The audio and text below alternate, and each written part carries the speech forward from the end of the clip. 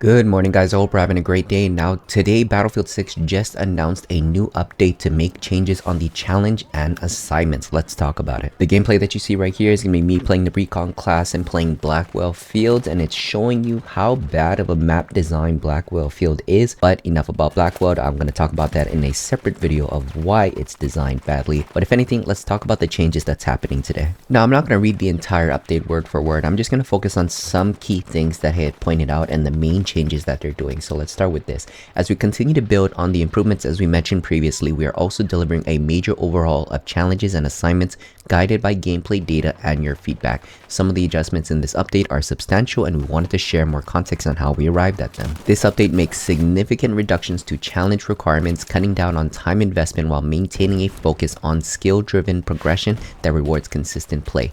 Challenges and assignments are tuned around defined playtime targets, and these changes bring their requirements in line with those goals to make them more achievable with a reasonable session length. So in short, it looks like they're just trying to readjust the challenges for, I guess, X amount of damage, X amount of kills that you need to get to achieve these targets within the given average playtime that a player would have in Battlefield 6. Which I think it really makes sense because, you know, when you look at the extreme ends, such as like a content creator like myself or a streamer, or not myself, but say a full-time content creator where they have nothing else to do and this is their main job, of course they're going to be able to complete all of these challenges because they have the time to do so, compared to your regular 9-to-5 Joe Schmo, someone who is still working a full-time job on the side, got other adult responsibilities where they might only have maybe 1 to 2 hour playtimes a day or maybe even a week. And I think having them to adjust the challenges and requirements to kind of meet in the middle where say, hey, you know, let's not make these challenges so high, let's lower the number counts to based on the amount of players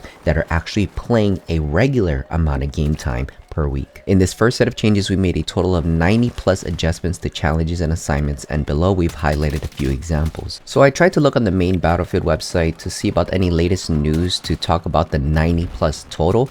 It looks like they haven't sent it out yet, or they haven't posted it yet, because out of the 90 plus, this is only a couple of them. So let's just talk about these ones today. So starting with the class challenges, assault, engineer, support, and recon challenges are now completed much faster. For example, assault 2 challenge, where you have to have squad mates deploy on your spawn beacon, it reduced from 50 deploys to 5. Then we also have the support 2 challenge, where you have to revive teammates as supports, and it reduced from 200 revives to 60. Now, my opinion on the squad mates having to deploy on your spawn beacon going from 50 to 5, I don't know. I think that's too much in extreme end. Maybe 25 would have been good, because honestly, if you play modes like Conquest, Breakthrough, or say even Rush, you put that spawn beacon next to an objective or capture point, it is almost, I would say, more than 50% chance that somebody on your squad is going to spawn on that beacon every time they die. Because I'm sure every player hates the fact that they have to walk all the way back to a capture point or all the way back to a point where they need to attack or defend,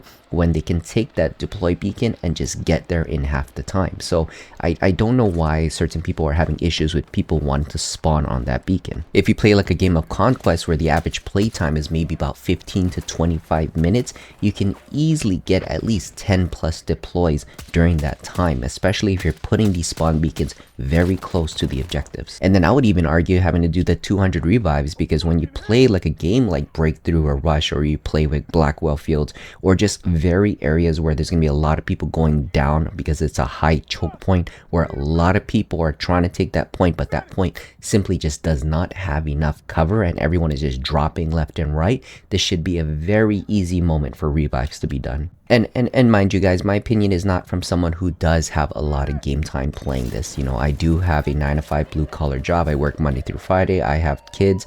I have adult responsibilities that I also have to do. Kids don't go to sleep until 10, 11 o'clock at night, where I only have maybe 1 to 2 hours of game time. So this is a guy coming from 1 to 2 hours of game time able to complete these challenges. You just have to play the correct modes to get them. Now moving on to weapon assignments, all weapon type assignments, ARs, SMGs, LMGs, shotguns, DMRs, snipers, and carbines have been significantly simplified. One example is the Rapid 1/Assault Rifle Challenge, where you have to inflict damage with assault rifles reduced from 10,000 inflicted damage to 3000. We have mode and unit assignments, where majority of our mode specific assignments such as Conquest, Rush, Breakthrough, Domination, and others have been standardized to require 2 wins per tier. This change makes it easier to pursue these challenges with clear intent, where Conquest 2 challenges, wins in Conquest reduced from 5 wins to 2.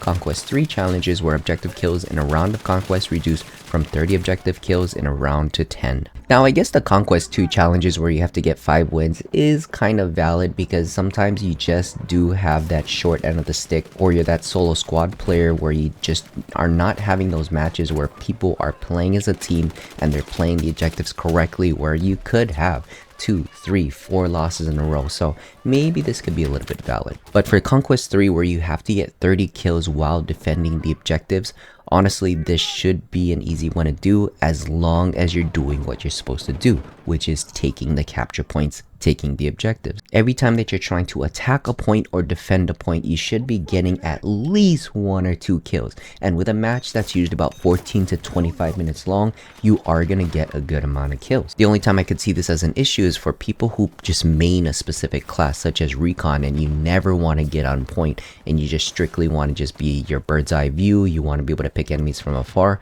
Or you're an engineer who is in a vehicle but doesn't want to take point. Even more so, that should be easier, because you're using a tank, you're using a vehicle to get on point and killing enemies that are on the point, which should be easy kills to get for your objective kills. Then gameplay and mastery, general, expert, and master assignments that require multi-kills, headshots, kill streaks, or revives have been adjusted to better match the natural rhythm of gameplay.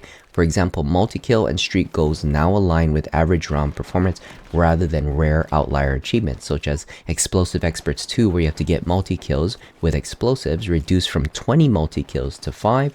Adaptable 2 challenge, where you have to repair a damaged vehicles and a life reduced from 3000 damage to 500. Now I think that Adaptable 2 challenge is a valid one, because trying to get 3000 healing in a vehicle in 1 life, that means you'd have to essentially go to every single damaged vehicle in the match, find a way to safely repair them, and leave, either stay with the vehicle and continue to take damage, and hopefully you can keep repairing it while during that 1 life, or you're going from vehicle to vehicle safely. And I think that's a very, very hard challenge to do, in my opinion. And this is the reason why I'm waiting for their update or their article to announce all the 90+ changes, because where is the change where you have to decrease the 100 headshots that you need to get with the DMR rifle?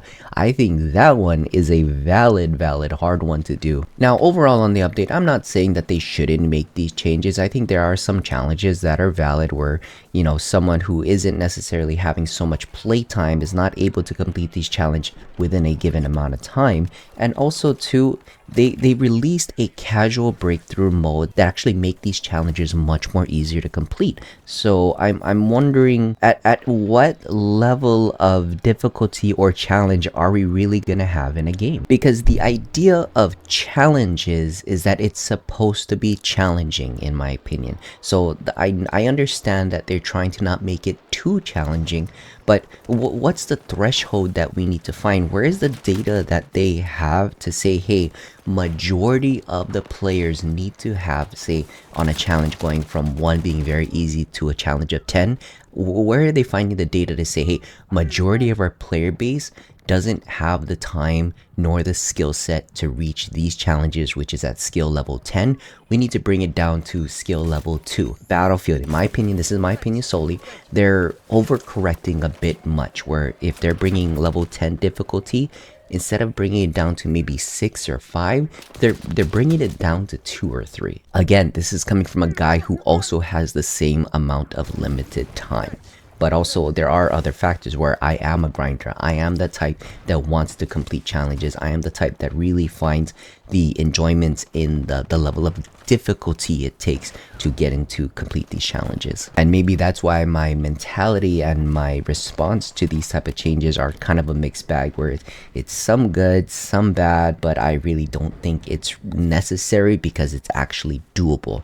I think that's where I find the issue with it, is because for a guy who does have the same limited amount of time that is still able to complete these challenges given you do them correctly, what was the need for it to make it even easier? But if anything, those are the changes, guys. What do you think of the changes? Let me know in the comments below. As soon as they release the article that talks about all the other additional changes that probably worth talking about, I'll probably make another video on it, okay? But if anything, hope you guys have a great one. If you did enjoy the video, drop a like on it. If you enjoyed the content overall, drop a sub to the channel. We'd love to see you here for the next video, okay? But as always, stay pure, stay noble, and hashtag bring back honest gaming. Later, guys.